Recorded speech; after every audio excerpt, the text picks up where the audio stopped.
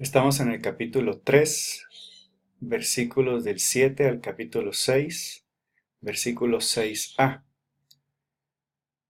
Iniciamos con el capítulo 3, versículos del 7 al 12. En estos versículos del 7 al 12 tenemos un sumario breve.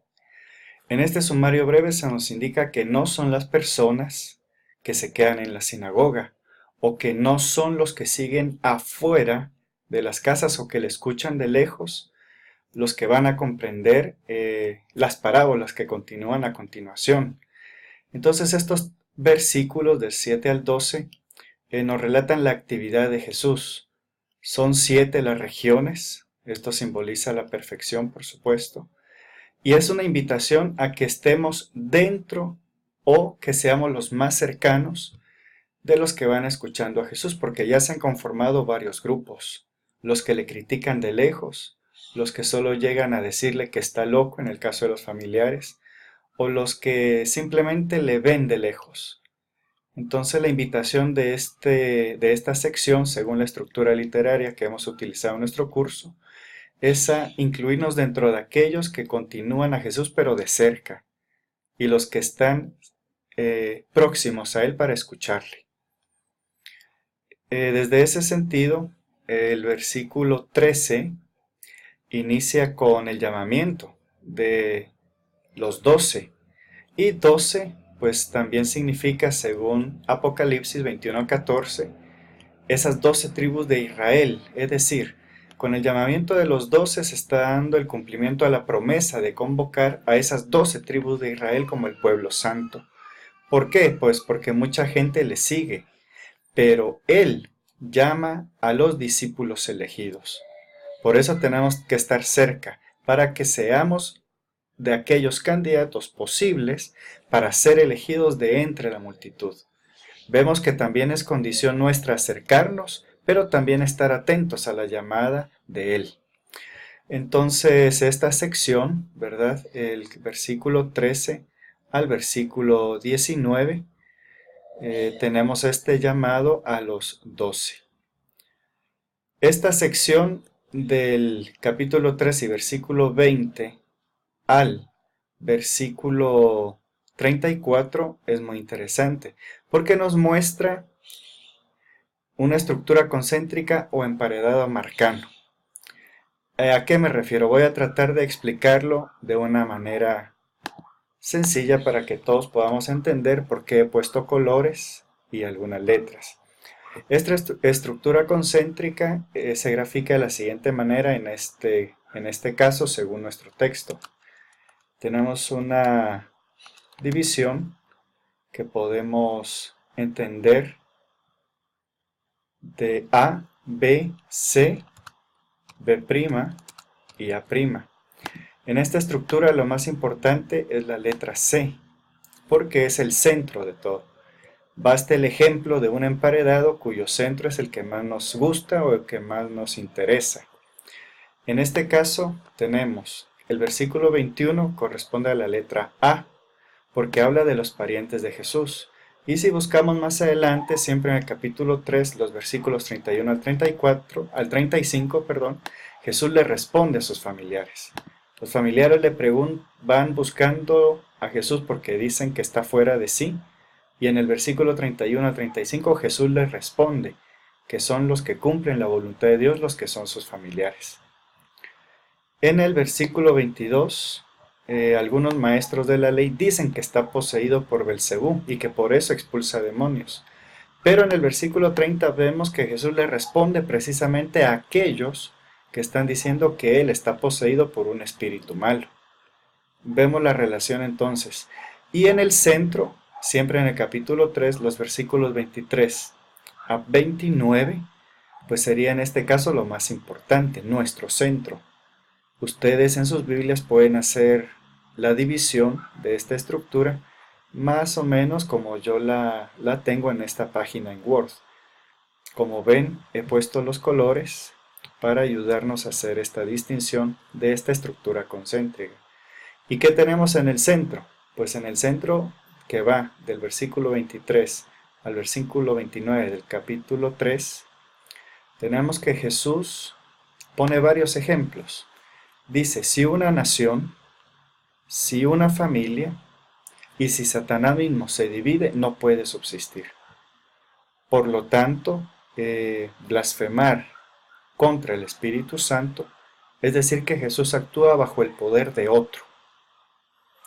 En este curso, cada uno tendrá la posibilidad de apropiarse de esta forma de entender y de responder qué significa blasfemar contra el Espíritu Santo. Continuamos con el capítulo 4. El capítulo 4 presenta una sección que va del versículo 1 al 34, que nos ayuda a comprender el reino de Dios. Y la estructura sería la siguiente. Una pequeña introducción, los primeros 2 versículos del capítulo 4, y su conclusión en el versículo 33 y 34. Tenemos 3 parábolas. En el capítulo 4, siempre, en los versículos del 3 al 9 y los versículos 26 a 32. Tenemos 2 enseñanzas de por qué Jesús habla en parábolas. Los versículos 10 al 12 y versículos 21 al 25. Y tenemos una explicación de la parábola del sembrador, ¿verdad? Esto está en el versículo 13 al 20. Por lo tanto, les recomiendo que cada uno pueda hacer esta lectura o esta división según esta pequeña estructura que les presento, para que todos puedan anotarla y entender cómo se estructuran estos 34 versículos. Iniciamos entonces con esta pequeña introducción, que es un relato breve en realidad, donde menciona que Jesús nuevamente reunió a tanta gente y empieza a hablarles en parábolas. Desde este punto de vista tenemos que entender qué es una parábola, y aquí hay una pequeña definición. Es un relato breve de un suceso imaginado, pero posible, inspirado en situaciones cotidianas que invitan al lector a descubrir su aplicación. Por lo tanto, nuevamente, en el Evangelio de Marcos, nosotros, los lectores modernos, tenemos una gran misión, tenemos un gran compromiso, ver qué nos dicen los textos. Y por eso estamos haciendo este estudio. La parábola del sembrador, del capítulo 4, versículo 2b al 9. Esta parábola del sembrador tiene una estructura normal, ¿verdad? Escuchen esto nuevamente. En todo el Antiguo Testamento e incluso en el Nuevo, el verbo que más se repite es escuchar. Escuchen. Y presenta el reino de Dios por medio de esta parábola, que presenta situaciones para que el lector descubra su intención o lo aplique a su vida cotidiana. En los versículos 10 al 12, aquí está la invitación que les mencionaba. Los que no se retiran, los que deciden quedarse, escuchan la explicación del misterio del reino. Y en el versículo 13 al 20 aparece la explicación de la parábola, donde la responsabilidad del creyente aparece, porque no es solo escuchar la palabra, es también responsabilidad nuestra. Y por eso estos 7 versículos nos indican que para dar fruto tiene que caer en semilla buena. Baste la invitación a que cada uno haga su propia reflexión. En los versículos 21 al 25 nos presenta que el reino de Dios es semilla y luz para todos. 2 imágenes. Pero estas 2 imágenes no se entienden sin llegar a este sumario conclusivo de la enseñanza de las parábolas, que encontramos en el versículo 33 y 34. Porque es una semilla que crece, y es una semilla que está disponible para todos, no solamente para un grupo reducido.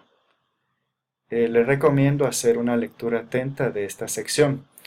Después encontramos 4 milagros. 4 milagros que tienen la intención de presentar el reino de Dios con toda su fuerza. Los primeros 2 milagros, siempre en el capítulo 4, versículos 35 al 41, y en el capítulo 5, del 1 al 20. Es importante que nos ubiquemos geográficamente porque esto ocurre en la orilla oriental o pagana del lago de Galilea. En este caso son exorcismos. Aquí incluimos la tempestad calmada, que ya veremos cuál es su significado. Y otros dos milagros en el capítulo 5, versículos 21 al 24 y el 35 al 43, y en el capítulo 5 los versículos 21 al 34. Estos dos milagros suceden en la orilla occidental o judía. Estos cuatro milagros que nos enseñan, al igual que las parábolas, que Jesús vence el mal, pero lo vence para todos, para israelitas y para paganos.